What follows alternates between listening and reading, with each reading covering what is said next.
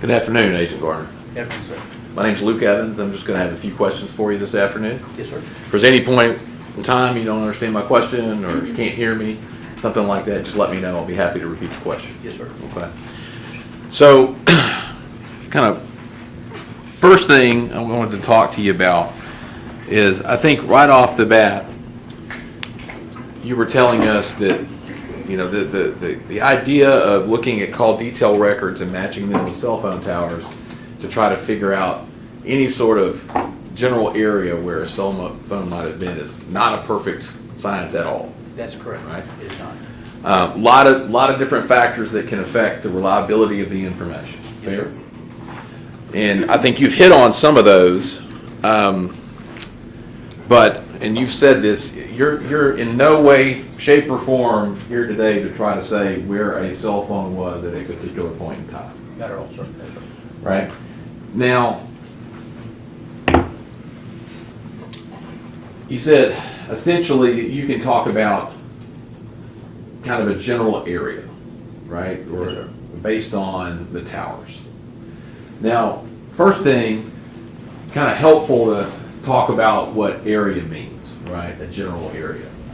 I know you've said at certain points in your testimony that, especially your summary, that the cell phones at times were in places where they were in the area of, concourse across town, Yes, sir. and towers that service that area. Yes, sir. Right? But fair to say, there's a lot of towers, and I think you spoke about this at the beginning of your testimony, related to T-Mobile. Yes, sir. What, 500 and something towers, was it, in the greater Memphis area? 563 within 10 miles of Memphis. Okay. Yes, sir. And so, quite a few towers, and the reason that there are so many towers is because cell phone companies want to keep their customers happy, right? Yes, sir.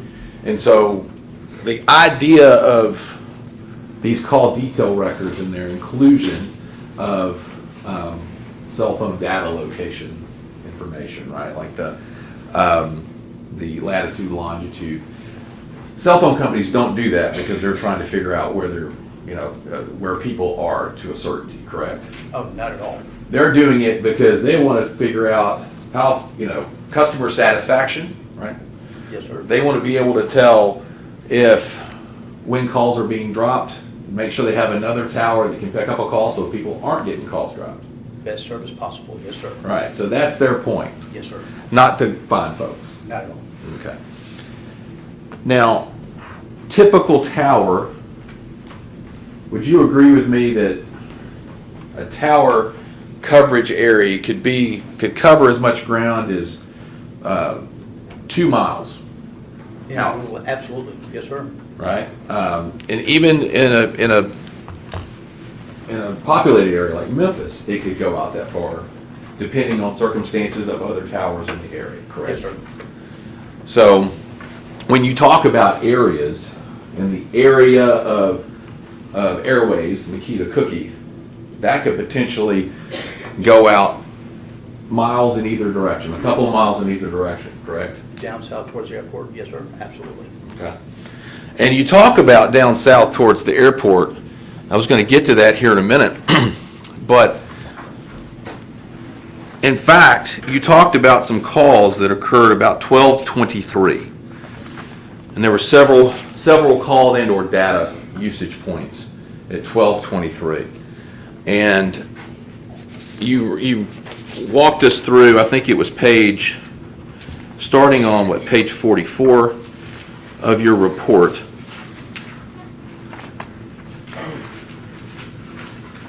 Can I use the elbow?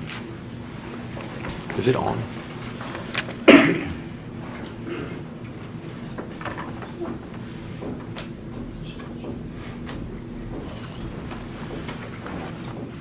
And you remember what I'm talking about now? Yes, sir. Okay. Yes, sir. Can you explain again how many either data usage or calls go on at 12:23? Is it 2 or 3? There's at 12:22. There's a data section. One data section. Sir. Okay. All right. And then At after that?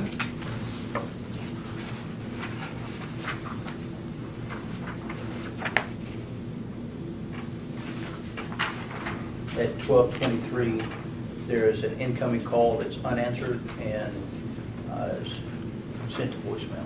Well, it's routed to voicemail, not sent. Okay. And is that the call that goes over 2 towers? Yes, sir. Okay. And hits 2 separate towers.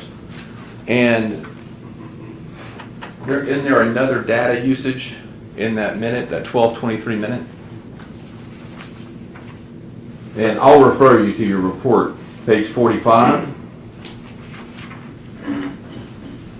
of your report. It says the data that was mapped. And specifically, it references the second entry, data entry there down, references tower 65681, 122308, and the tower being at 2160 East Rains Road. Yes, sir. Now, you didn't map that particular data entry, right? No, sir. And you're pretty familiar with the Memphis area, right? Yes, sir. And where Rains Road would be. You would agree with me that that would be down towards the Memphis airport. It's right there at Rains and Airways. I know that's where the tower is. Yes, sir. So I'm going to hand you a document, and this is, I want you to give that a look. Does that look like the mapping of Cellhawk? Does that have a page number? This is, I'm about to ask him if he can recognize it. It's going to be an exhibit. It could be, yes, sir. I recognize the icons used for the pins that are dropped on it. Yes, sir, from Cell Hall. Okay. Yes, sir. And so, Judge, I'd ask that this be marked the next number of exhibit. There's no objection, Your Honor. He's showing it to us. Thank you. Okay, so this is a particular page out of that page? No, it's not. It's No, not in there. not Okay, in there. Good. Okay, I see, good. This is a map of different locations in Memphis. And I'm just gonna, it's got the Memphis airport kind of in the middle of the page. FedEx World Hub next to it. 240 is the gray intersection going through the middle of the page. And it's got 4 pink areas that the witness has been speaking of as areas of, from cell towers, I think is what you marked it. Yes, ma'am. We'll mark this as exhibit 65 to the end. Thank you, Ron.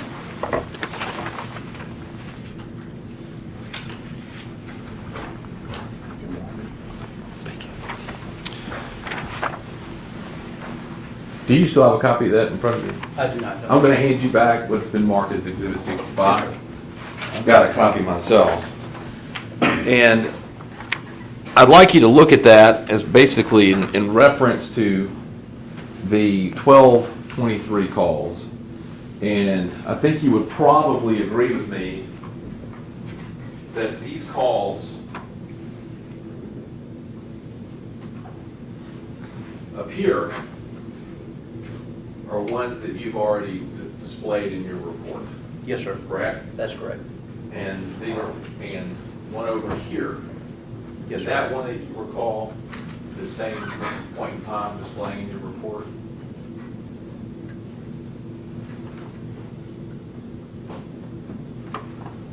I don't know. I would have to look at the tower number and look back at my report.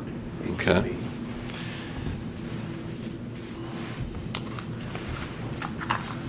And you can feel free to refer to, if you want to look back at your report Yes, sir. to see if that matches.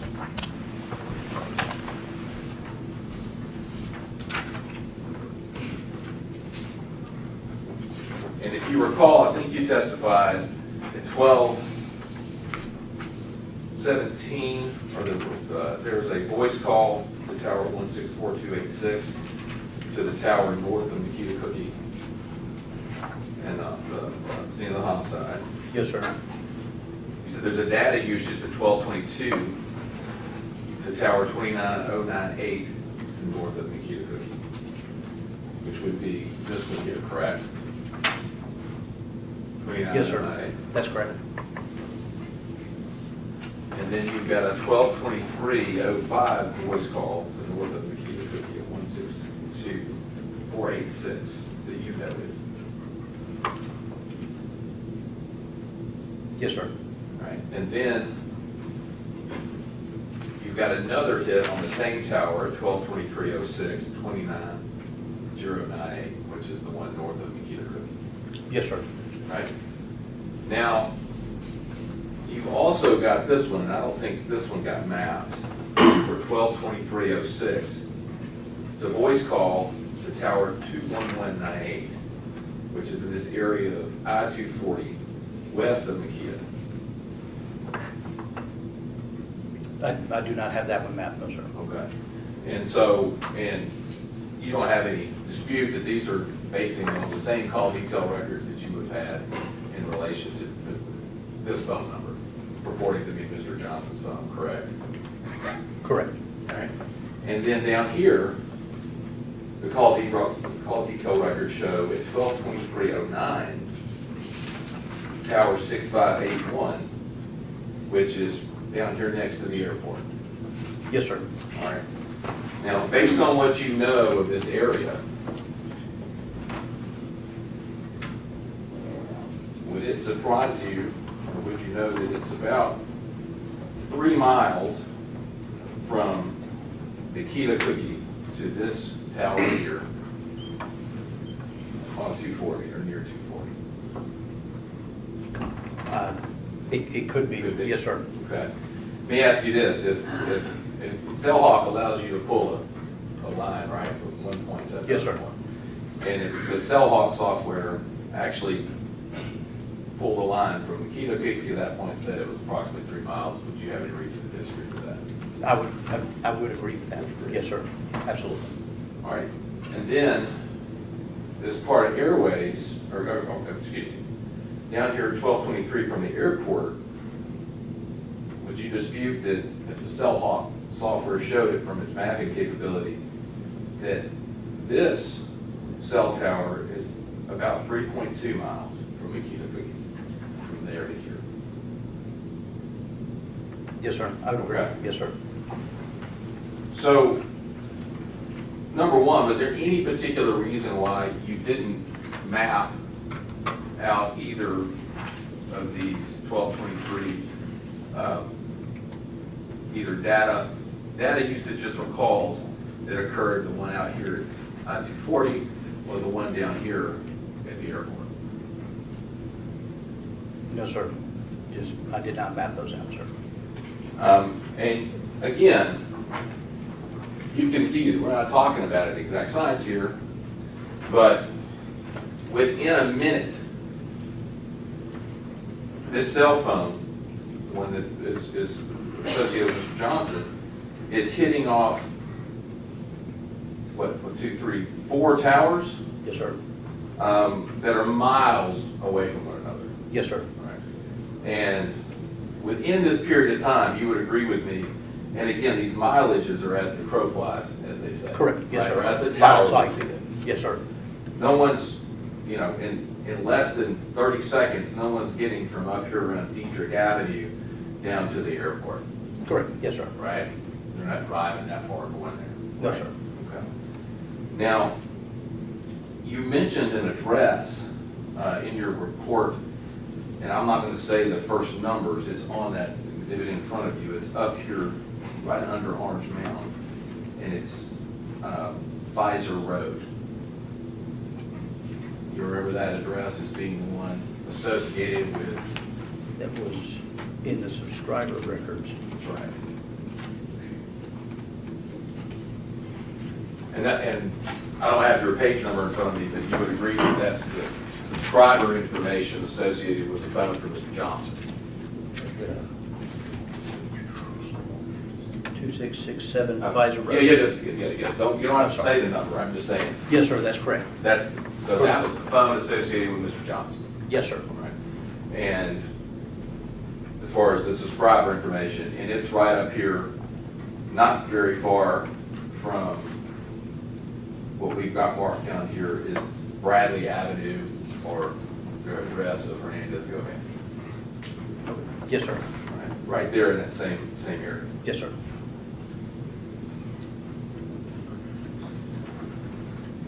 So, you talked about cell phones hitting the nearest available tower, Yes, sir. right? A lot of things can affect availability, right? Yes, sir. Congestion, like too many people, right? Yes, sir. On a particular cell tower, and you said it could even shift mid-call for people, if there's too many people on it, right? Yes, sir. Like you can be on a call, and if it gets overly congested, it may direct you to a different tower. If the device is stationary, I don't see that it would hand off. Okay. If the device is moving, I could see that it would hand off.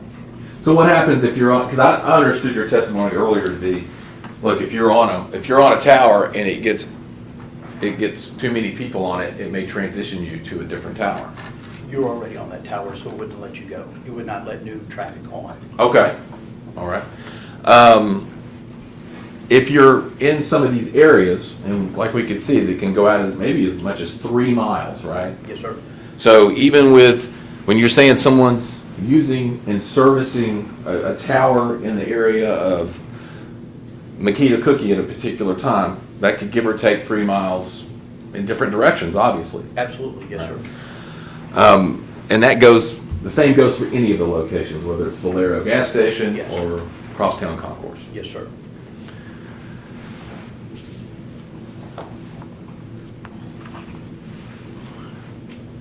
You talked a little bit about coverage area, and there was one question that Mr. Hagerman asked you about whether this tower would cover this area, and you said, I can't answer that. I didn't do a drive test. Yes, sir. Okay. What is a drive test? Drive test is where the Memphis Police Department doesn't have the equipment, so we have to borrow the equipment from the FBI is what we use.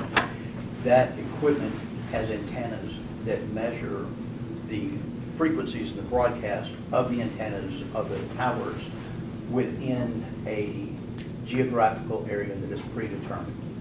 And then it takes those signals and those measurements and plots out a map to see during that drive time how that antenna broadcasts and can receive. And I put in a drive test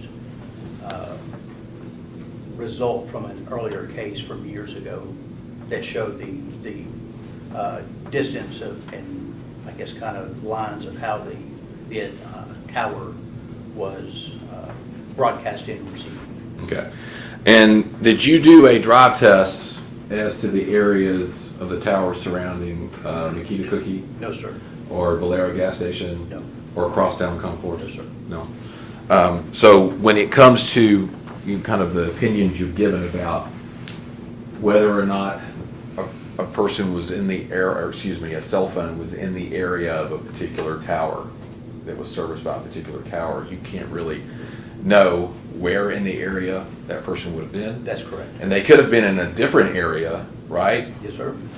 And because of congestion on the towers or other reasons, service that tower instead. That was just the device accessed that tower. That's all I can say, sir.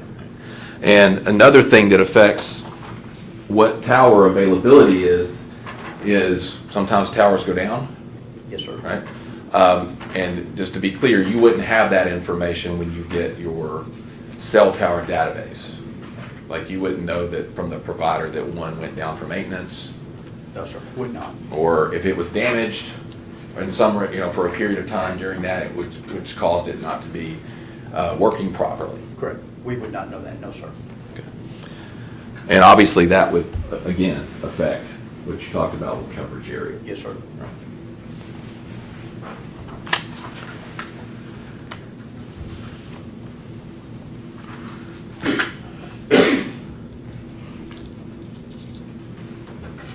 What about me, Ron? Yes, sir. That's all the questions I have. Thank Can you. you redirect? Super quick. You testified with regard to the call detail records and the location, is that correct? Yes, sir. Were physical extractions done from some of these cell phones? They were. And is it Jesse Browning that would have analyzed those physical instructions? Yes, sir. No further questions. Mr. Evans? Nothing further. Thank you. We could go. Thank you, sir.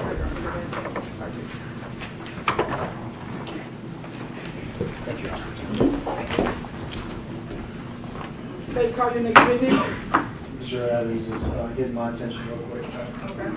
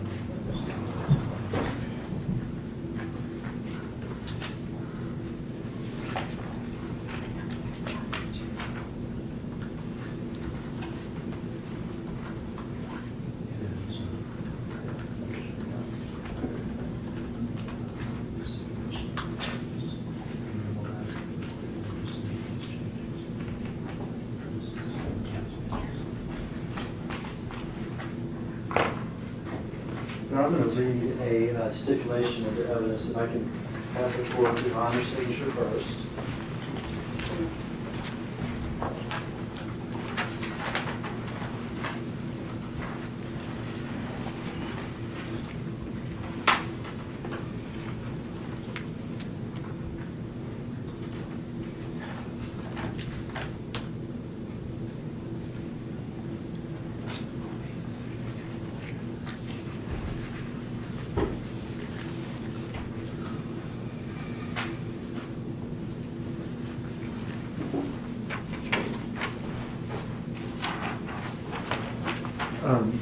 And to enter into evidence. Why don't you read it first and we'll mark it? Yes, very good.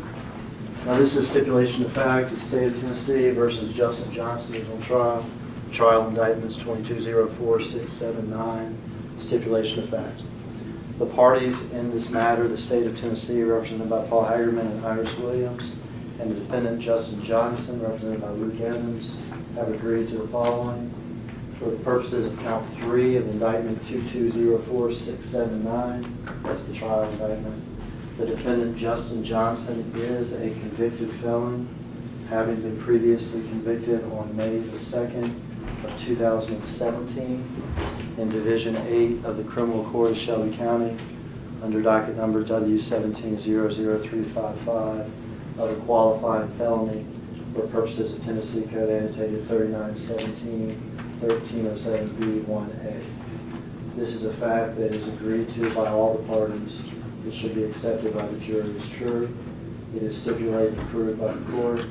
I've signed it, Mr. Evans signed it, the defendant Justin Johnson has signed it, and Judge Mitchell has also signed it. We would move this into evidence this time. Mark this as exhibit number 66.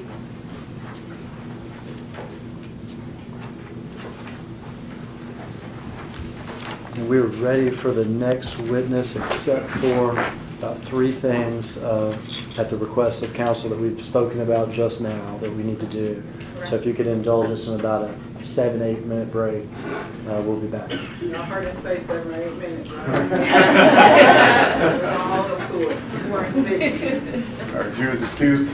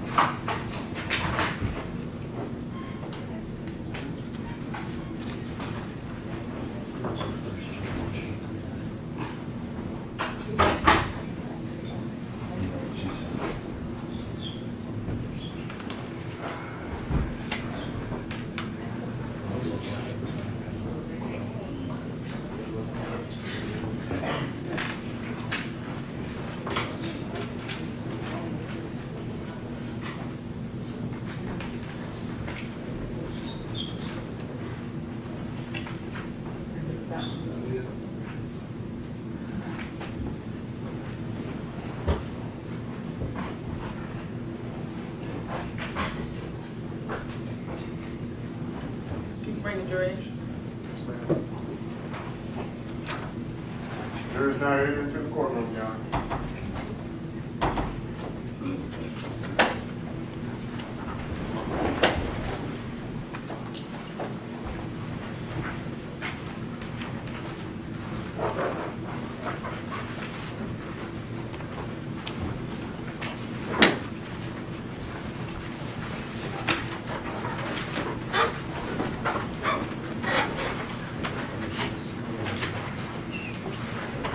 State, can you call your next witness? Jesse Browning.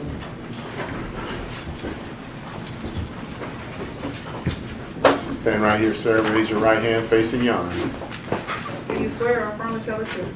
I do. Have a seat.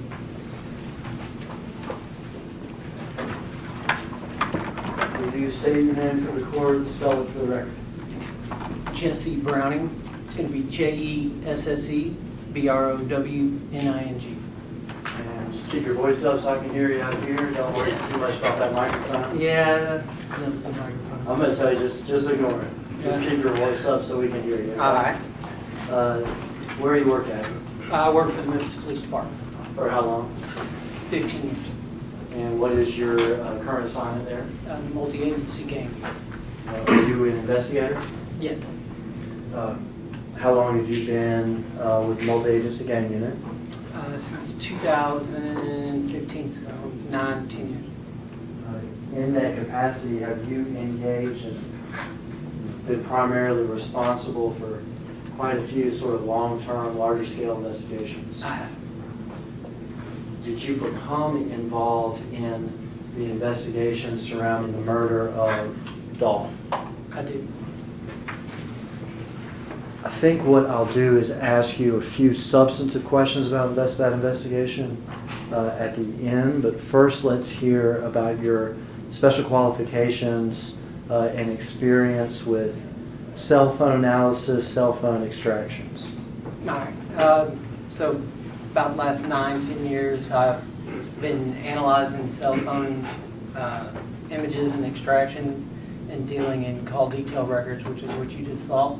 I'm not an expert like he is, but I have been trained and certified in Cellbrite, XRY, PenLink, which is one of the softwares used to kind of produce those mappings that you see in the records. And I use them on a day-to-day basis for about the last 10 years, 19 years. Have you done that in the course of numerous investigations? Numerous, yeah. Have you looked at, and let's back up, when you said you're not an expert like him, you were talking about Mr. Gardner, Oh, yeah. whose expertise the jury heard was on cell phone location testimony. Correct. Is that correct? Correct. Do you have expertise in those cell phone extractions and analysis of those extractions? I have been certified. I wouldn't say I'm an expert in the extraction end. On the analysis, I do a lot of analysis. Garner does phones every single day. And that's what his primary job is. I'm an investigator.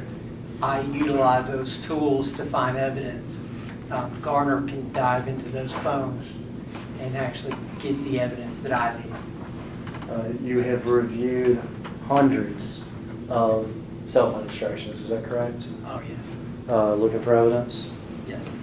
in other investigations Other investigations. and numerous cell phones in this investigation. Numerous cell phones in this investigation. And how many years you say you've been doing that sort of stuff?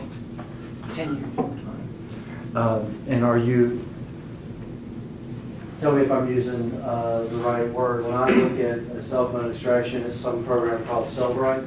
Cellbrite is one of them, yes. Okay, is that one of the programs you use to look at the extractions? Yes. And is there more programs that you use too? Yes, there are more programs. we use. All right. And are you familiar with navigating all those programs and been trained on those programs? Yes. Have you testified with regard to the results and your analysis of cell phone extractions in the counties, in Shelby County before? Yes. In courts? In courts. One time or several times? Maybe 1 or 2 times, not many. In this case, I'm talking about the murder of Dolph. Yes. Did you have occasion to analyze several cell phones. I did. In particular, did you have occasion to analyze the cell phone extraction from the defendant Justin Johnson's phone? I did.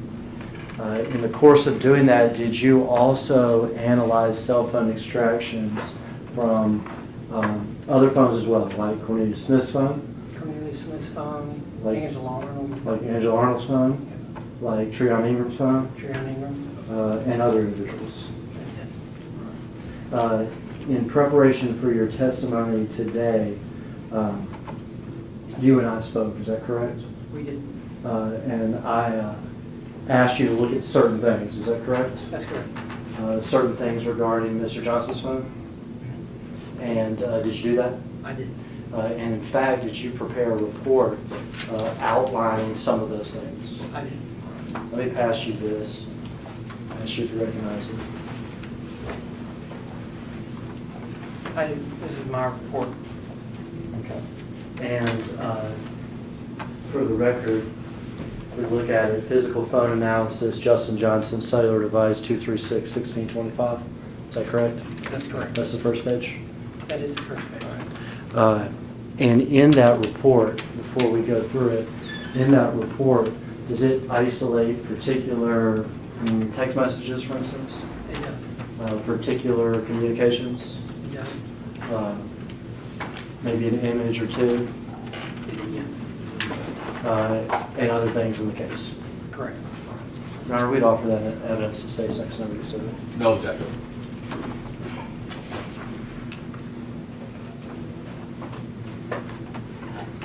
This is a several page document. You know how many pages? I do not know the exact amount. Several page document, looks like it's about 20 pages.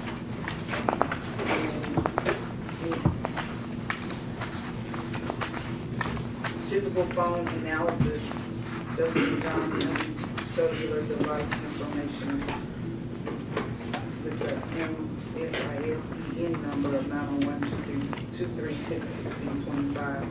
We'll mark this as piece as collected exhibit 67.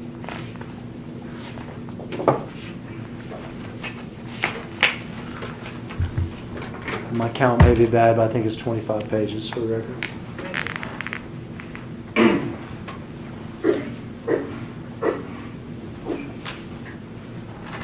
Right, if we could publish this to the jury, I'm going to ask you some questions as we go, Detective, okay? All right. And we'll start with just that front page. What's this information over to the left here?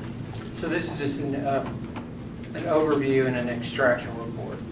And so as you see, I highlight, usually what I'll do is just highlight things.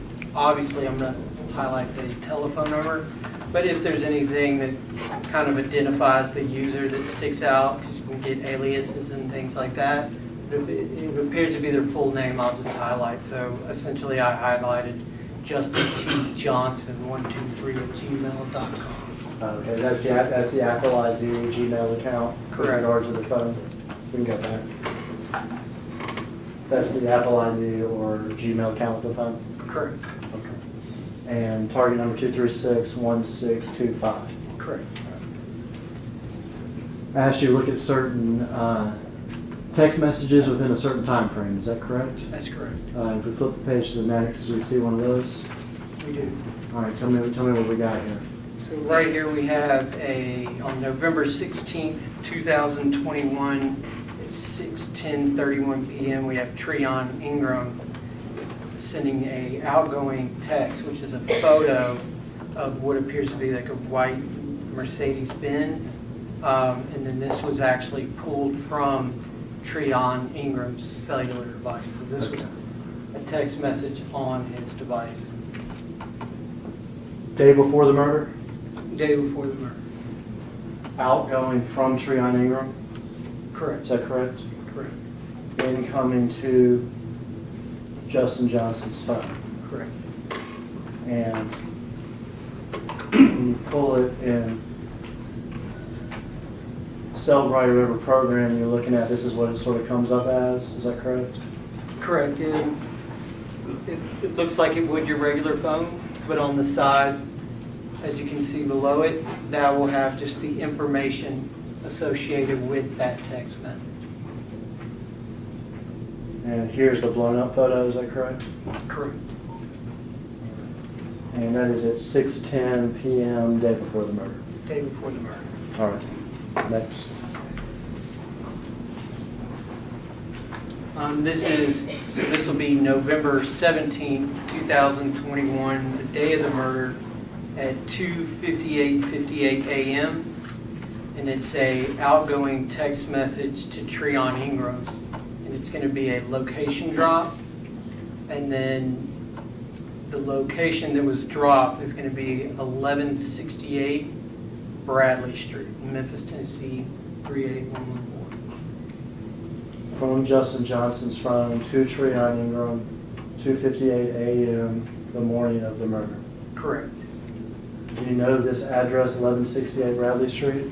Yes, it's to the left of 1174 Bradley. So if you're, I think it's, if you're facing it, yeah. So I think it's like that, it would be, if you're facing 1174, it's going to be right there to the left.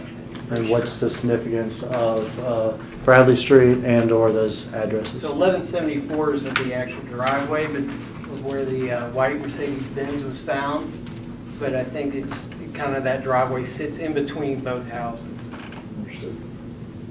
And you say drop the location.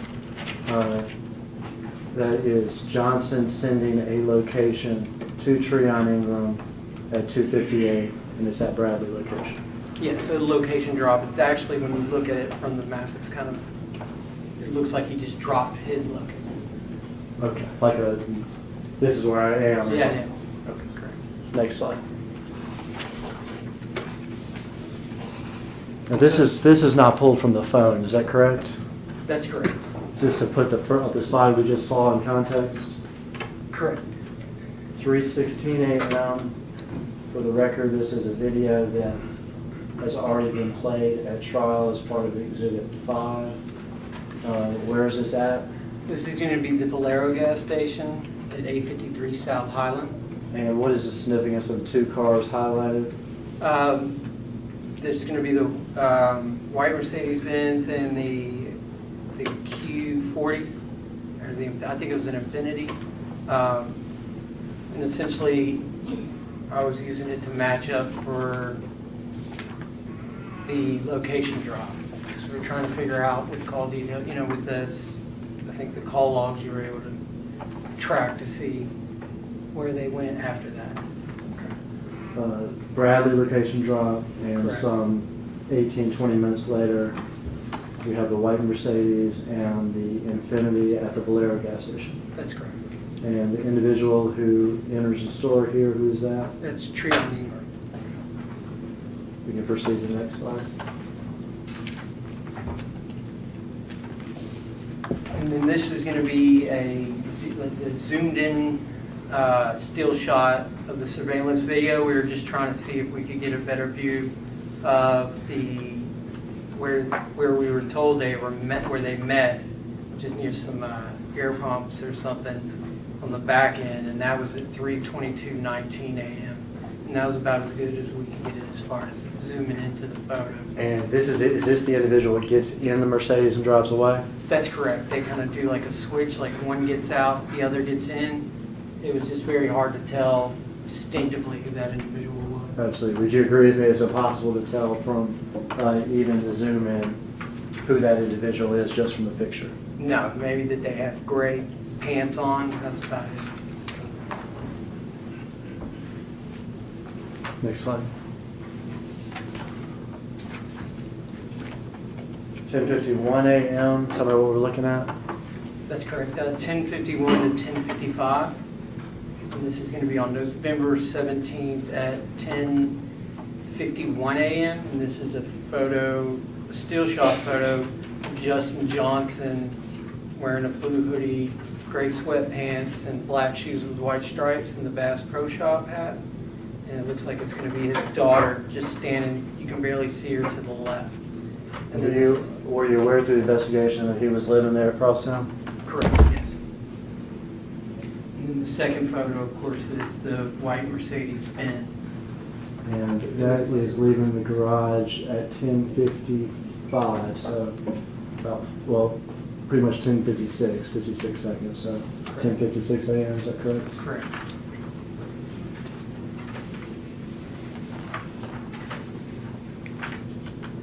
$10:54 a.m., so it's actually, this would actually be in that time period that we just saw, is that correct? Correct. In between that time. Justin Johnson, we found he places an outgoing call to Cornelius Smith with a 0 duration. So essentially, it was a missed call. So he tried to contact him, but there was no communication, no voicemail picked up. Okay, next slide. At 11:56, 57 a.m., we have an outgoing call to Treon Ingram from Justin Johnson, and that call lasted, or that call was about 4 minutes, a little bit over 4 minutes long.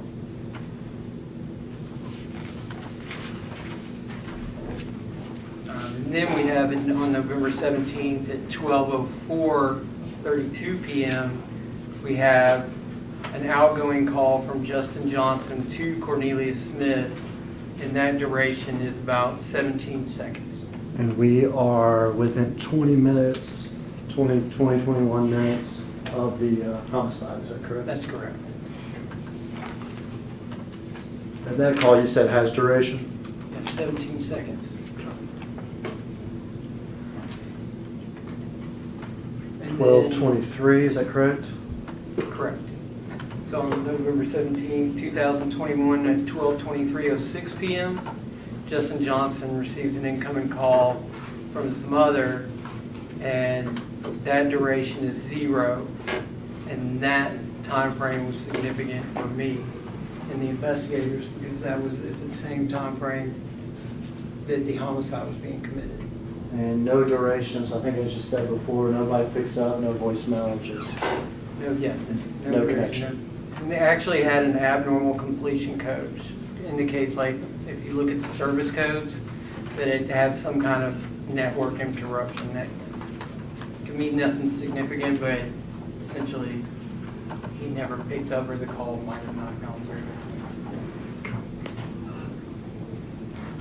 12:25 p.m., directly murder time frame or after, is that correct? Correct. 12:25:40, Justin Johnson places an outgoing call to Anthony Mims, and it's got a 2-second duration, which appears probably to go unanswered. This is right after the homicide. Correct. Who's Anthony Mims? It's Big Jook, one of the, he's like the number 2 on CMG record label. And how's Big Jook identified in Justin Johnson's phone Under Jook. as Jook? Yes. Okay, so here is 12:26:50 p.m. on November 17, 2021, and it's a FaceTime audio, so this is an actual identity lookup service. So what this was, essentially this was pulled from the file system, and so this isn't the actual FaceTime communication, and this, because those were deleted, and so they were missing from the call logs. You can see though in the file system, the actual phone will access certain things, and so the only thing that was remaining, because you can delete and move things, you can operate and manipulate your physical phone, but you can't get rid of anything on the file system. It determines when it's appropriate to get rid of it. And so the only thing we found was that there was some type of application with the FaceTime audio that was accessed by FaceTime, and then it identified telephone number 901-692-2767, which we were able to identify to be Anthony Mims' telephone number. So this is about a minute after the call that we just saw. That's correct. FaceTime audio, or FaceTime rather. FaceTime, Justin Johnson to Big Jook. Correct. well, an interaction, we're not necessarily sure which Okay. direction, just that the interaction occurred. right? FaceTime interaction between Justin Johnson's phone Correct. and Big Joe's phone. Correct, Okay, it occurred, or something that the phone accessed. very good. And then right here is November 17th, 2021, you have at 12:39, so at 12:39:07, Justin Johnson places an outgoing call to Kiana Hooper. And then at 12:39:56, Justin Johnson receives an incoming text from Kiana Hooper. And then at 12:53 p.m., Justin Johnson places an outgoing call to Kiana Hooper. And the first call, which was at 12:39:07, lasted about 15 seconds. And then the last call, which was at 12:53 p.m., the duration was about 28 seconds. And do you know who Kiana Hooper is? His cousin, and that's the apartment they went to after the homicide. Next slide. The next slide is the actual, so the text message, that was just the record showing the text message. This is the actual text message that Justin Johnson received, which is 12:39:57 p.m. And it's her address, which is 4752 Haven Court. Is that the Gospel Garden Apartments? That's correct. Used to be called the Two Lanes. That's correct. Next slide. And after that, you have at 12:47:22 p.m., Justin Johnson sends that address, 4752, to Jermaine Sears. And how did you establish that number was Jermaine Sears? We use law enforcement databases. There was also some information within the text message that helped to identify him, just by his real name and things of that nature. And then also, we ended up contacting him to try to talk to him On that number? on that number. And we were referred to his attorney. He's actually it appeared to be living out of town, so we kind of let it be. Next slide. The next slide is going to be at 12:40:30, so this text is essentially immediately after. He says, "Now, bro, I need you now." And that's an outgoing text from Justin Johnson to Jermaine Sears. Next slide. And then at 12:47:51, you have Jermaine Sears sending an incoming text to Justin Johnson saying that he's on his way, I'm on my way. Next slide. And then this is an outgoing call at 12:58:59, and this is going to be from Justin Johnson to Kiana Hooper. It lasts it's a duration of about 12 seconds. What's this here? So this is Jermaine Sears. This was unique as this was inside. It was a photo that Justin Johnson had from a text between Jermaine Sears, and that vehicle was important to us because that's the vehicle that shows up at Haven Court on surveillance. A nice Dodge Charger with that light black stripe and That's correct.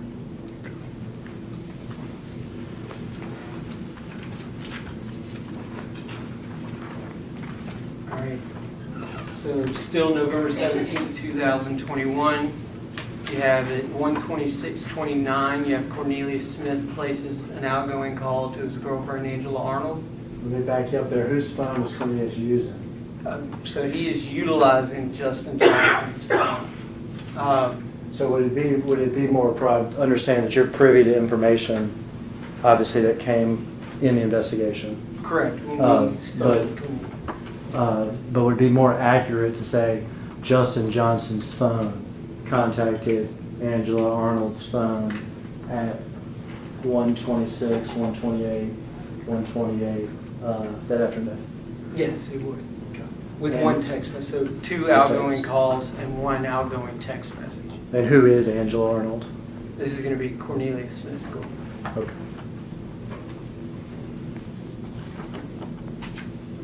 And then we have that outgoing text, which is, this came from Angela Arnold's actual physical phone, so at 12850, that text, it's the Haven Court address.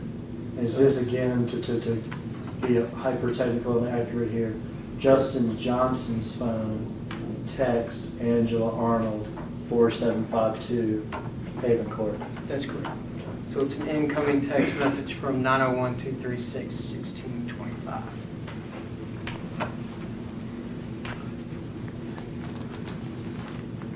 Next slide. Next slide is just, it shows the call log, so you have a outgoing call from the 901-236-1625, so Justin Johnson's cellular phone number, to Angela Arnold's cellular telephone number.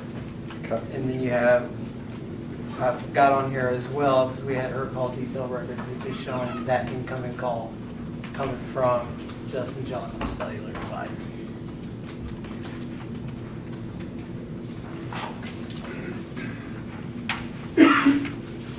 And then at 2:07:15 p.m., you have, so this is going to be Angela Arnold's cellular device is now sending an outgoing text to Justin Johnson's cellular device. And it's going to be, "This is C, bruh, send me, bruh, numbers so I can get my phone." And who is C? C is going to be Cornelius Smith. They call him Little C. And this was, I don't even know that we need to review these last two slides, but you also printed out the cellular device information for Treon Ingram's phone and for Angela Arnold's phone. Is that correct? Yes, that's correct, on those reports.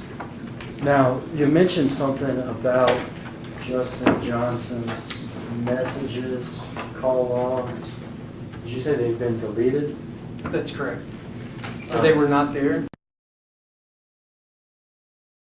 You look at call detail records, you can't delete those. And so we were able to see that he was utilizing his phone, he was communicating with people. I think as you saw, his mother calling and things like that. And those communications were not in the actual phone, the physical phone. These are just sort of a mix of questions here that need your answer to. I think I've moved on from the phones. With regard to Mr. Johnson, a couple questions. Did you know he was a rapper? Yes. Did you review rap videos that he made? I did. Did you find some of those videos on his phone? I did. Did you observe in those rap videos that he has tattoos on his hands? I did.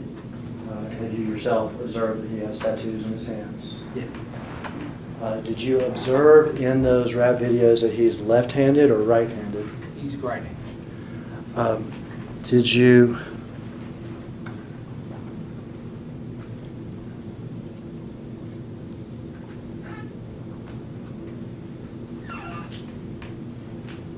I'll strike that. Did there come a point in this investigation, while you're the case officer on it, in which law enforcement wanted to find Mr. Johnson? Yes. Did they go to Mr. Johnson's house? Yes. Did they go to other locations in Memphis looking for Mr. Johnson? They did. Was he found in Memphis? He was not. Was information received that he was outside of Memphis? There was, yes. Was information received that he had traveled back and forth sometimes from outside of Memphis to Memphis? That's correct. He did. Would you describe the attempts to find Mr. Johnson as a manhunt? Yes, you could say that. Multiple agencies, Multiple agencies, including the U.S. Marshals?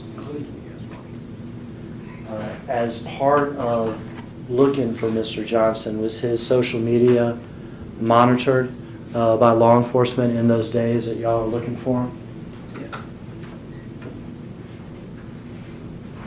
Is he ultimately taken into custody? He is. And do you remember what state he was taken into I custody? think it was Indianapolis. Indianapolis. Yeah.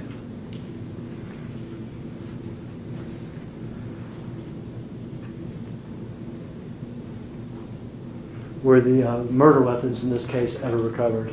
They were not.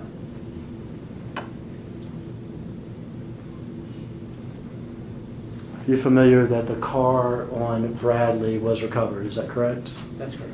And that's the address you mentioned before with the location drop from Mr. Johnson.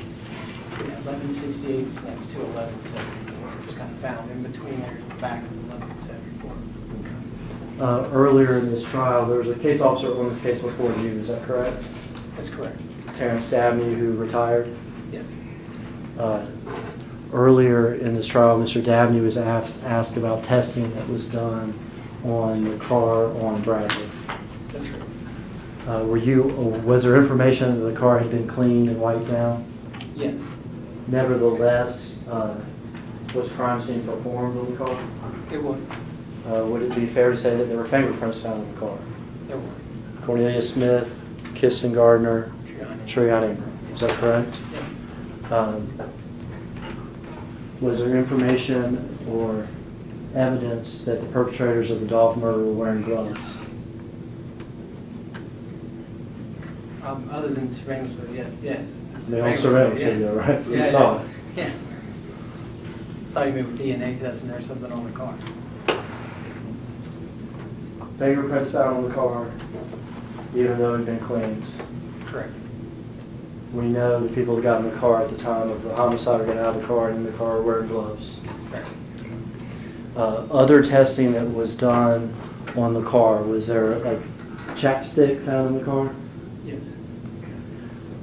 Testing on chapstick was performed, is that correct? That's correct. And some of these results, would they have come in after Mr. Dabney retired? Yes, that's completely possible, yeah. I'm pretty sure. Okay. Were you aware that on the chapstick that was found in the car, Treon Ingram's DNA is found on the chapstick? Yes, it is. Were you aware that during the investigation, they tried to search the Mercedes to find what may or may not be blood? That's correct, yes. Were you aware that they took samples of that stuff? Yes. Were you aware they also took what could be called touch DNA samples? Yes. And when you're aware that that stuff was sent to TBI Yes, it was. with inconclusive results, either DNA obtained but not enough to make any sort of comparison, That's correct. or just simply inconclusive results? Yeah, that's correct.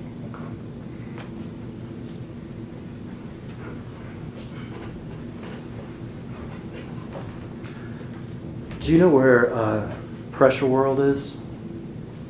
Yes. Where's that? Right up there, up Lamar. It's right by Lamar. In the Lamar Sims area? Mhm. Does that location bear any sort of significance in this case? It does. That's where it was supposedly Cornelius Smith met with Hernandez Govan to get his actual phone that he left in the car after the homicide. And that, as you said, that's in the area of Lamar and Sims. Is that correct? Correct.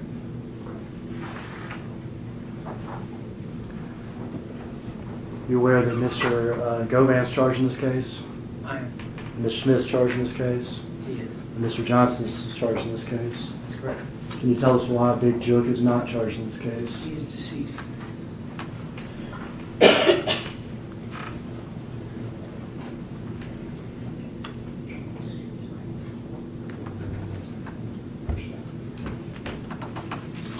That's all my questions, Judge.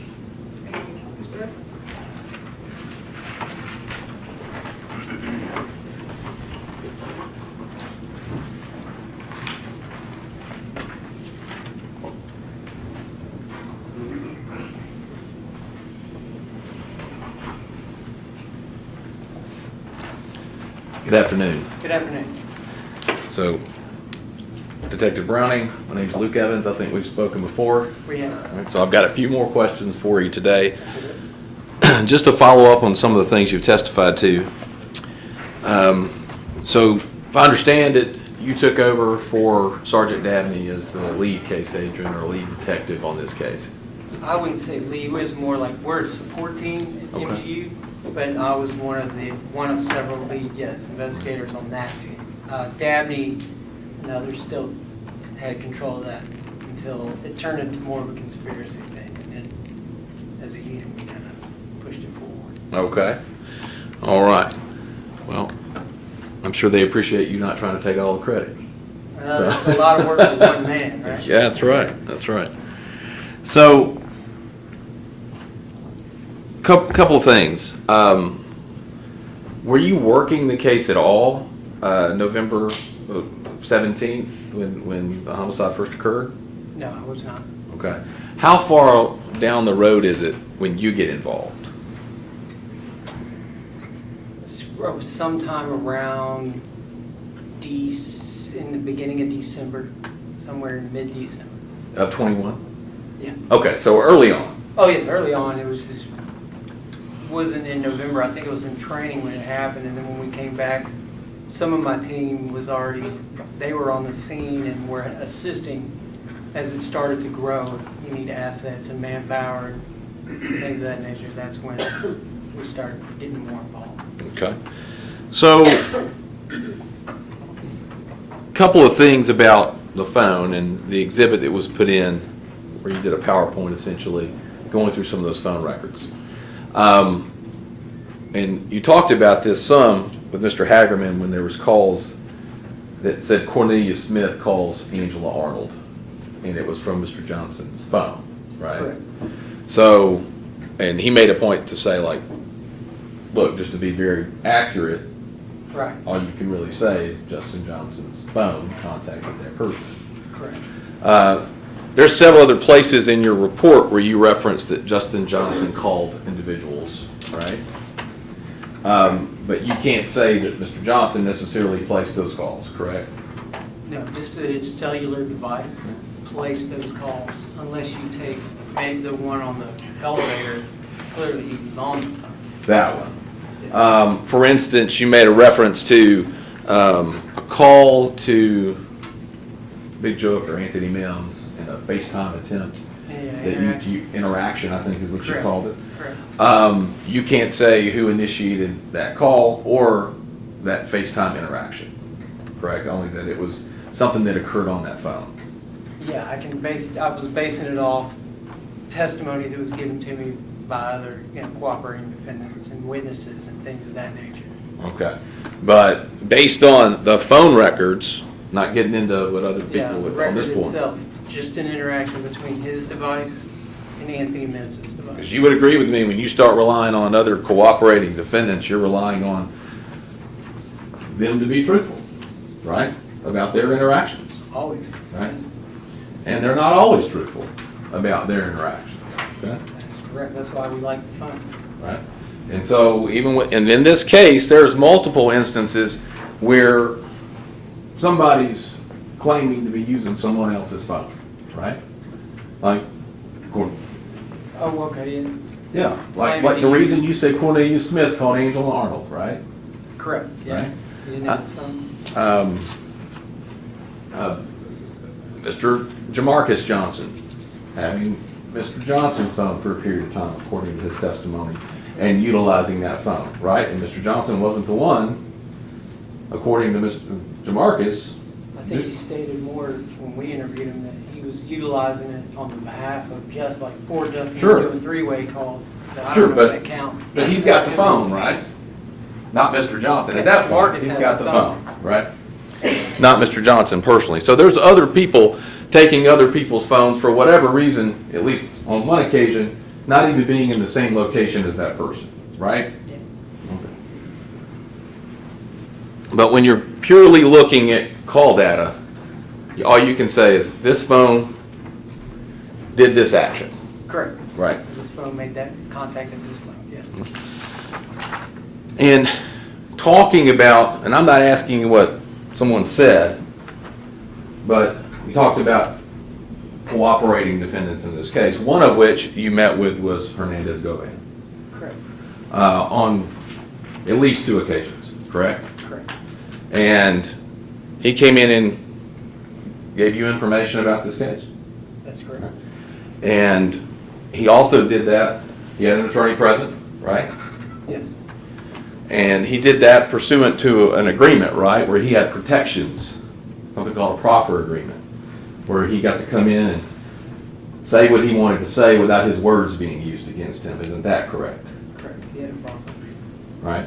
And you understand that to mean that some people call that kind of a queen for a day agreement. He's allowed to come in, And tell the truth.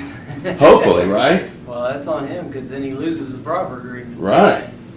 Right, and that's the risk, right? People come in and lie, Well, that's his risk then. right? Right? But the assumption is he tells the truth under a proffer agreement, and what he's telling law enforcement in that meeting, those words, they can't come in and use those words against him, right? Yes. It's a form of something called use immunity, right? But they can't use those words. Gentlemen, may they approach?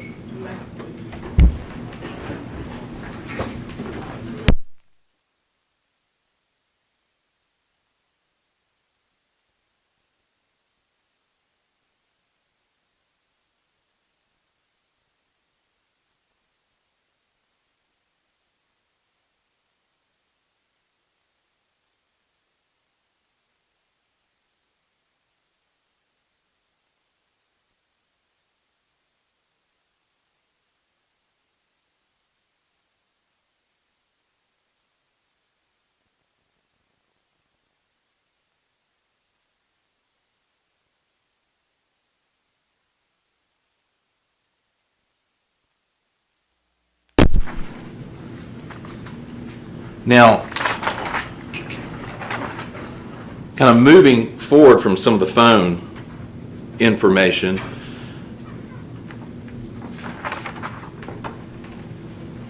when you're looking at this case, obviously you're looking at the video, right? And it shows the video at Makita Cookie, right? And it shows a Bass Pro Shop, what looks like a Bass Pro Shop hat, right? That's correct. And you see a similar hat at Concourse, Crosstown video, correct? Yeah, identical hat, I would say. Well, you say identical, but let me ask you, did you recover the hat? No. All right. Very popular hat. Yes, but distinct. Distinctive, no doubt, right? I mean, it's Bass Pro Shop. But a very popular hat. I mean, you know, almost a stone's throw from here is one of the biggest Bass Pro Shop in the I'd say It's a world. lot more popular now. Well, That was not a common thing at that time, I don't think, to see rappers wearing the Bass Pro Shop that I saw. And that's what I do. For a living, we deal with all types of situations where you're keeping up with the I mean, videos and what these guys are doing. so you're aware that a rapper named Travis Scott has his own, like, signature Bass Pro Shop hat, right? No, I did not. Okay. So, and people like Gwen Stefani have gone on Instagram and posted themselves in a Bass Pro Shop hat, No, I didn't know that. right? And so, kind of a trend, a popular trend, right? Those people are posting it. I mean, Gwen Stefani doesn't live in Memphis that I know of. Yeah, I mean, if you say it is, Right. I just have not seen it when it came. That just wasn't a common hat that I observed in our investigations and just things, Right. you know. And- Well, and even, Gwen Stefani, so, you know what I mean? well, you know, some people like the voice these days, right? I'm not hating on it. And so, during your investigation, you interviewed at least one individual from the Makita Cookie that identified a person and said he always wears a Bass Pro Shop hat. I didn't interview. I don't know what interview you're talking Well, do you remember, would you have reviewed the other interviews in this case? Were you? Yeah, there was a lot of interviews, but I don't remember somebody being identified. I could And- be wrong, but I just don't recall that ever happening. So I'm going to pass you something to refresh your recollection. Okay. And, okay. And there's a highlighted portion there in the middle. It looks like an interview that was done by Detective, I think, or then Sergeant Dabney.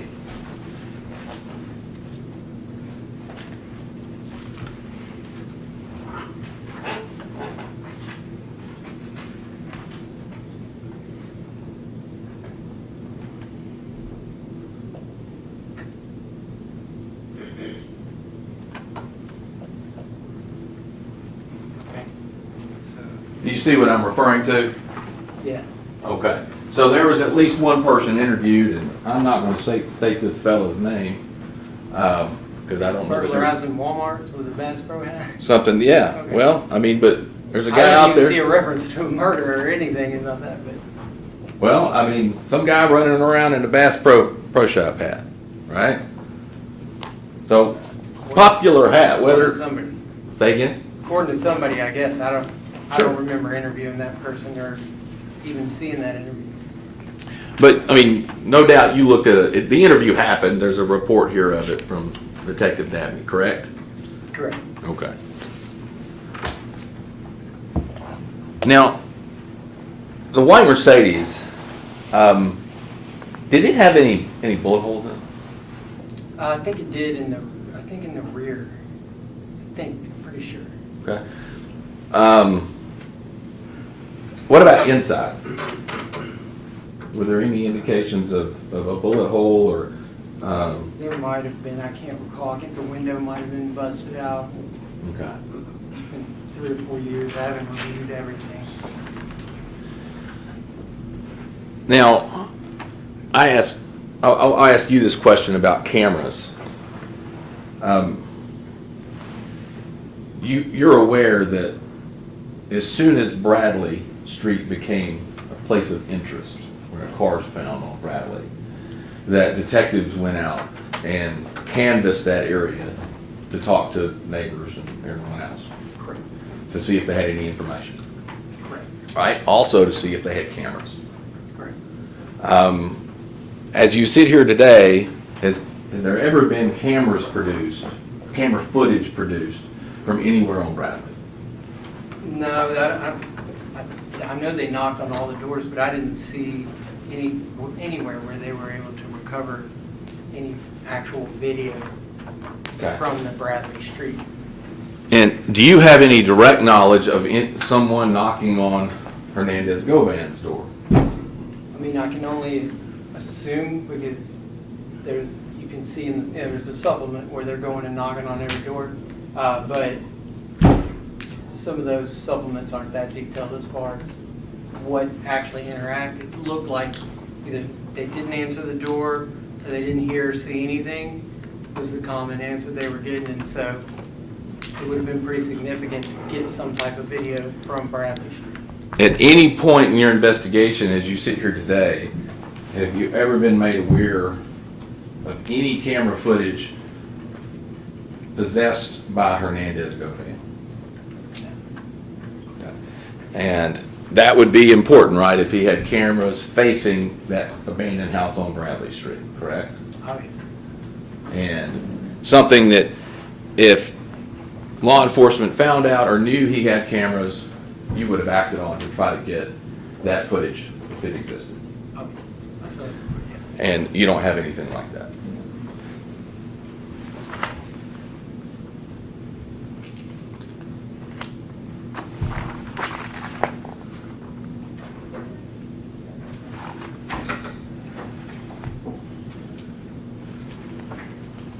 One moment, Judge.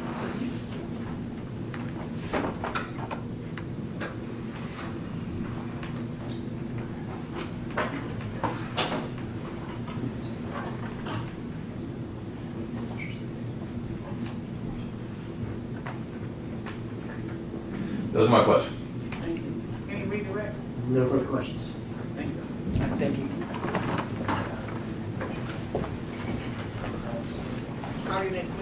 Your Honor, and ladies and gentlemen of the jury, we will rest our case in chief. All right. Ladies and gentlemen, we're at a point where we've got to take one of those breaks to take care of some legal matters. Shouldn't be very long. Give us a few minutes. Stay in recess. What stands at recess?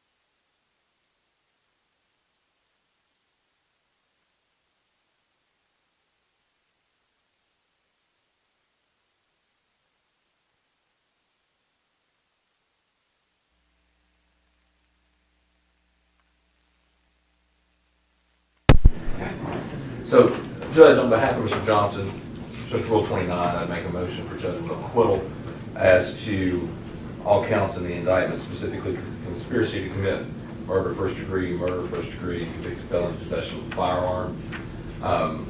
As to the elements of each, I would submit that the state has failed to put on sufficient evidence to allow any rational trier of fact to find him guilty beyond a reasonable.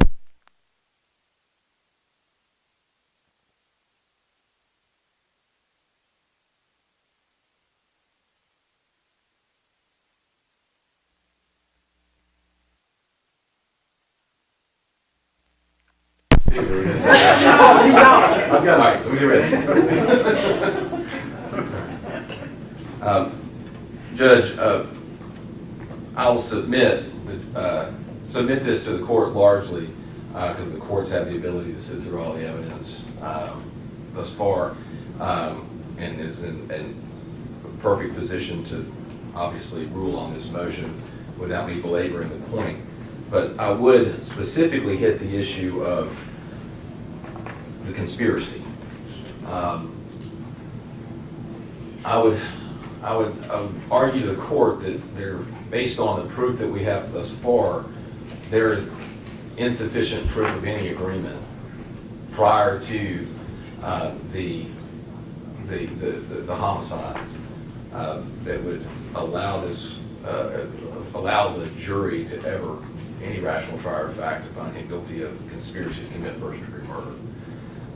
Essentially, what we've got is Mr. Smith testifying that the only times that the murders were discussed, according to him, between him, Govan, and Juk, Mr. Johnson was not there. He had one conversation with Mr. Govan and Mr. Mims at Mr. Govan's house, and he testified, I believe, that he had another conversation with Mr. Govan with others present, but Mr. Mims was not present. Neither time was Mr. Justin Johnson present for those conversations. And although we have interactions occurring on the cell phone prior to the incident between Mr. Smith and the cell phone from Mr. Johnson, there's not any evidence before the court that would be sufficient to establish a criminal agreement as it relates to Justin Johnson. Thank you. Your Honor has heard both direct and circumstantial proof in this case with regard to various counts. Direct proof from Cornelius Smith. Taking up the issue of the conspiracy first, Mr. Smith stated that he was present for times that Juk and Mr. Govan were soliciting and agreeing and planning the murder of Dolph and the other artists. He testified in court in front of the jury that the plan that day was for he and Johnson to drive to Westwood to this turkey drive and kill one of the PRE artists, whoever that was going to be. As happenstance would have it, they came upon Dolph and we saw the video for ourselves. I think that's more than sufficient proof of an agreement and an overt act taken by Mr. Johnson in furtherance of the conspiracy. Likewise, for the first-degree murder, Your Honor heard the direct proof of Cornelius Smith, who stated he was there, and Mr. Johnson and he were the two that killed Dolph. I think that alone, accomplice testimony is not even required to be corroborated anymore pursuant to our Supreme Court decision just a few months ago. But there's plenty of corroboration anyway. Circumstantially, we've seen Mr. Johnson at Crosstown in the Mercedes-Benz with the outfit on both before and after the murder at Haven Court. And Your Honor has seen, the jury has seen, in my opinion, overwhelming evidence, but even just taking the evidence in the light most favorable to the state, I believe Your Honor has jury questions with regard to all three of these offenses. Judge, the only thing I would add about conspiracy is there's clearly some evidence of an agreement between Mr. Govan and Mr. Smith based on his testimony. Where I believe it insufficient is the link between Mr. Smith and to what degree there was any, they said that's what they were doing, but the degree to which there's proof that Mr. Johnson, assuming what he says is true, was even aware of those talks, of that agreement. According to Mr. Smith, he had no prior plan to go do that day. They were, according to him, they were going somewhere else to Westwood, and that Dolph happened upon them. So the issue becomes, there's no proof before the court that there was any advanced knowledge by Mr. Johnson of any $100,000 value. In the light most favorable to the state, the court has sat for the last couple of days watching the proof as everyone has. And I have seen both direct and circumstantial evidence. The court believes as to all three counts. As to the conspiracy, where the defense says there's insufficient proof of any agreement prior to the murder, the court heard and everybody else heard Mr. Smith speak about the meeting that he was present for at Govan's house between he and Govan and Jook, where they spoke about the murder of Dolph. There was, Mr. Johnson was not present for that. Mr. Smith said that. But there was also Mr. Smith's testimony where he spoke about them being present, them being Mr. Smith and Mr. Johnson being together the day, November 17th, the day of this homicide, where their goal for the day was just to go out and find somebody of the PRG group, the group that Young Dolph's recording label. And their goal was to strike out to find someone. They happened on Dolph, and we saw the video once they pulled up. I believe the state's made a prima facie case between those arguments and the testimony of Mr. Smith and the videos that we saw Mr. Johnson's actions there. I believe the state has made a prima facie case, and now these are questions for the jury to reconcile. Thank you, Your Honor. I'm going to overrule your motion for judgment of acquittal. All right. So the next question is for you and your client. Do you have any proof? So, Judge, I'd like to have an opportunity to meet with my client briefly, and then I'll come back up. That's fine. Let's stand in a brief recess. Court stands in recess.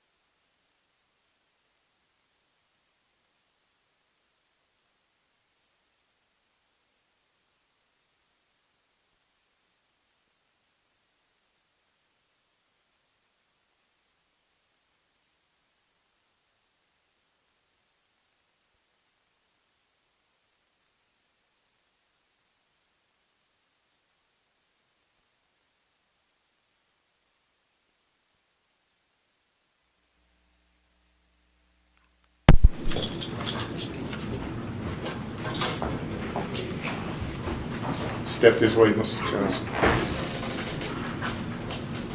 Stand right here, face your honor, raise your right hand. Do you swear or affirm to tell the truth? Yes, ma'am. Yes.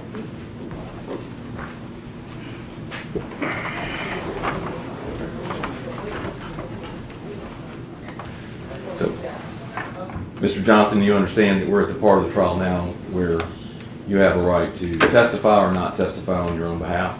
Yes, sir. And you and I have discussed this at length, have we not? Yes, sir. And you understand that you have the right to testify on your own behalf. All right. Yes, sir. And no one can take that away from you. You understand that? You also have a right to not testify. And if you don't want to testify, the judge is going to instruct the jury they can't hold that against you. You understand that? Yes, sir. Have you thought about it extensively? Yes, sir. And we've had several discussions, have we not? Yes, sir. And after considering all of that, what do you wish to do? Not testify. All right, thank you. Mr. Johnson, how old are you? 26 years old. How long has Mr. Evans been your attorney? About 2 years. About 2 years. Yes, ma'am. And he's gone over with you all those things he just talked about? Yes, ma'am. About you testifying, Yes, ma'am. the pros, and the cons, the good and the bad. Y'all talked about all of those Yes, things, ma'am. and you understand those things. What's your highest education level you go? High school. You graduated from high Yes, school? ma'am. You have any questions for him, Ma'am, blue. for your attorney, about this process, about you testifying? Oh, ma'am. You may step down.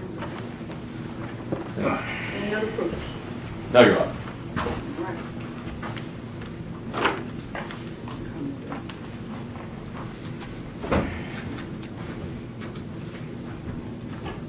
Anything else we need to add to the charge? Come I to was that time. wondering, How about if I print it for you so y'all can see it for yourselves? there we go, there we go. That's better than me talking for sure. Right, let's just print it. And, give me a couple of minutes. Let's stand in recess. What's the recess?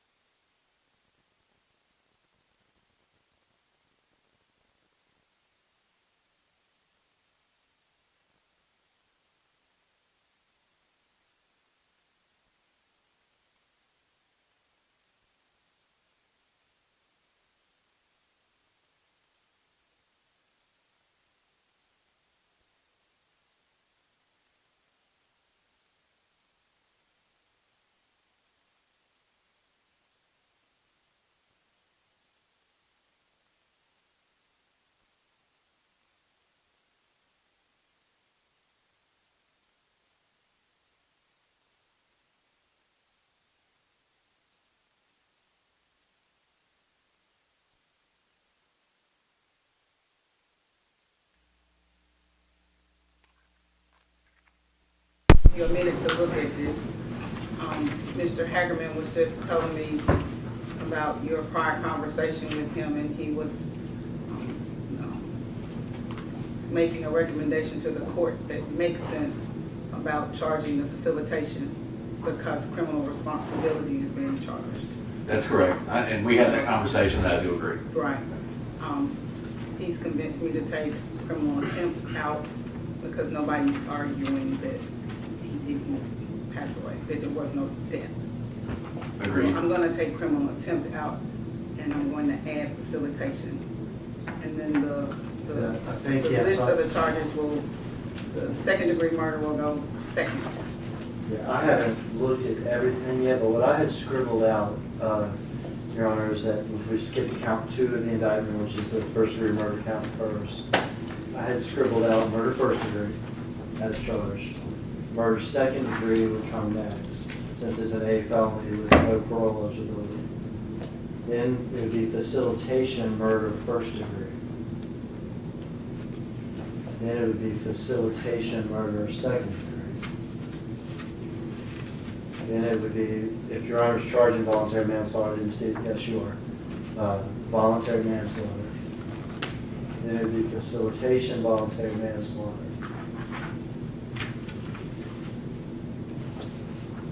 Actually, it goes voluntary manslaughter, aggravated assault, facilitation voluntary manslaughter. Right, because the aggravated assault is a higher offense than the facilitation. And then reckless homicide and negligent homicide, and you, I don't believe you can facilitate. No, did I not take, Did you check those out? I took criminally negligent out, and I was thinking about taking reckless out, but I was gonna listen to arguments either way. I would think that those are obviously accidental homicides. I don't think that any proof could possibly support it. Strangely though, I think that after you take those out, that you should put a simple assault in them, because I think that simple assault's a lesser included of aggravated assault, which you charge. Makes sense.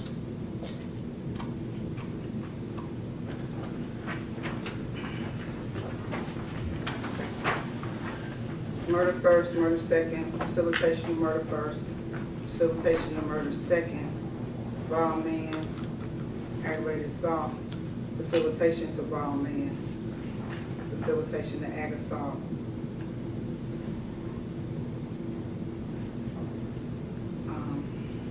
Reckless,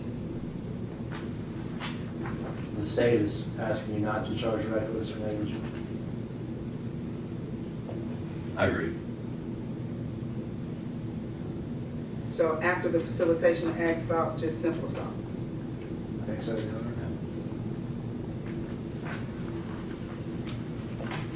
No facilitation to simple assault? Yeah, I guess so, because you can facilitate us. I mean, we're Yeah. facilitating everything else, so. Yeah, it is an A misdemeanor, you That's can right. facilitate. Right, you can.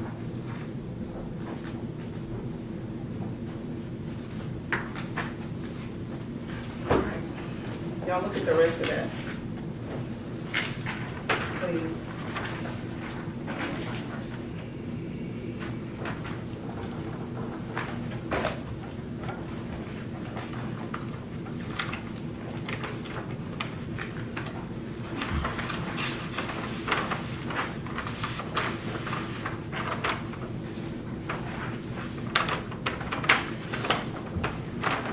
So I don't understand.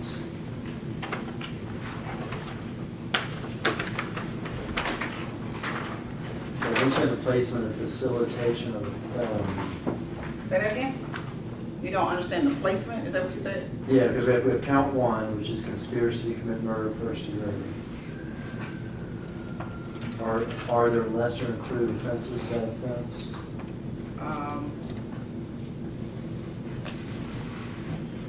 Facilitation to the conspiracy.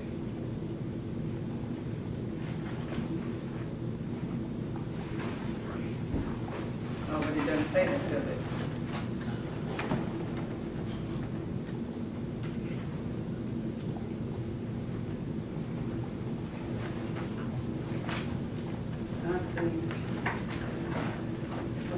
labeled wrong. Let me see.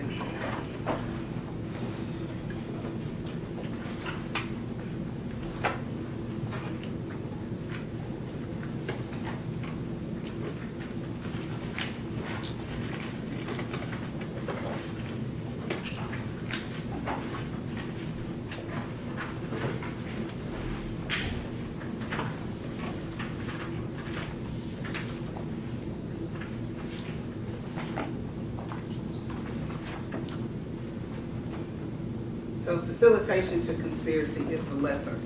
It's labeled wrong here. It should read facilitation. It looks like the elements are wrong too, so.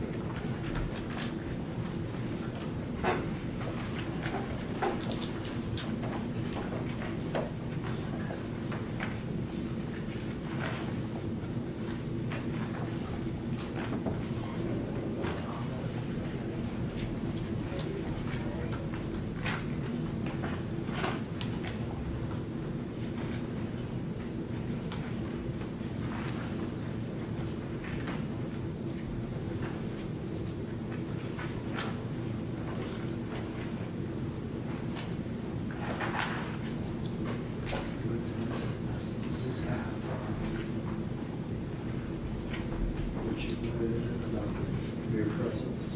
That's what I'm saying before.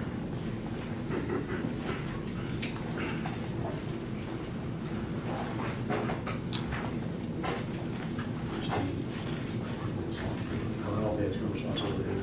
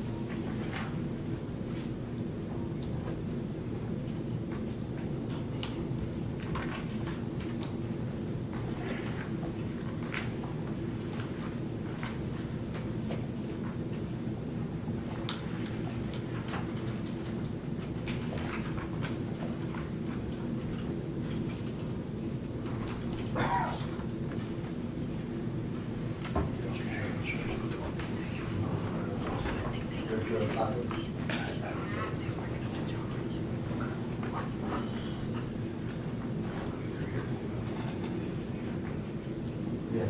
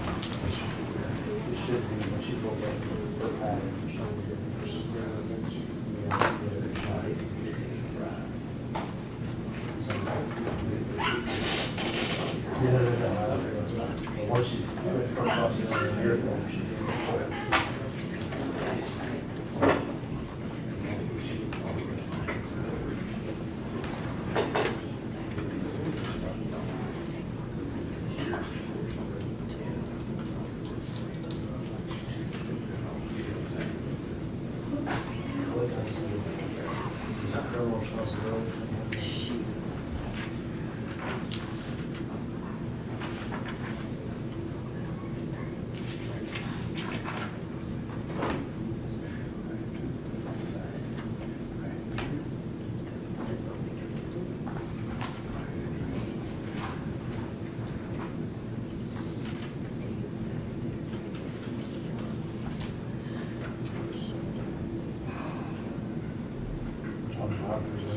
Y'all want to have this upstairs. At the end of the conspiracy thing. It's just, it's the same thing on that. That does the same thing. Give me something to mark this picture.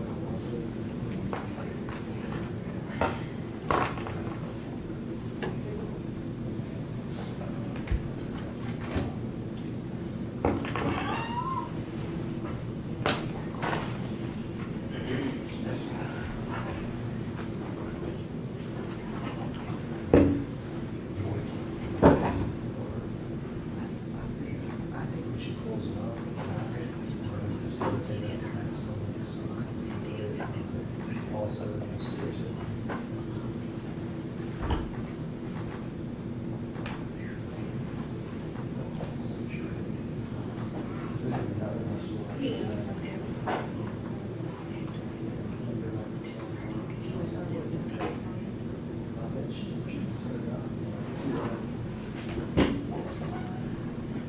No, what time we start tomorrow? 9:30.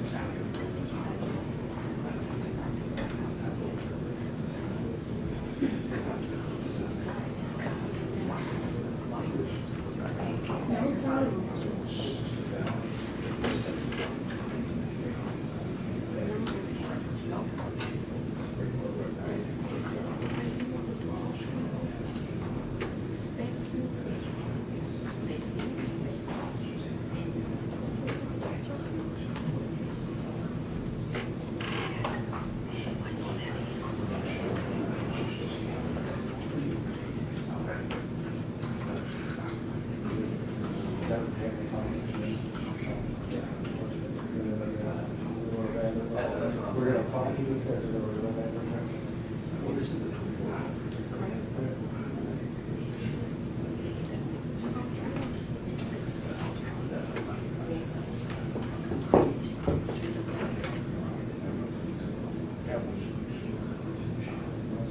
This is the first part.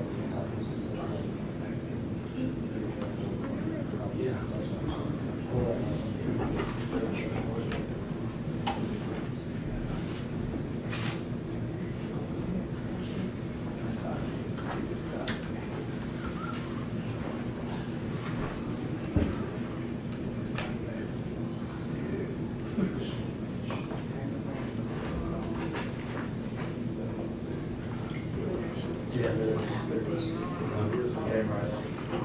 Here's the news, here's the news, not this. The prosecution.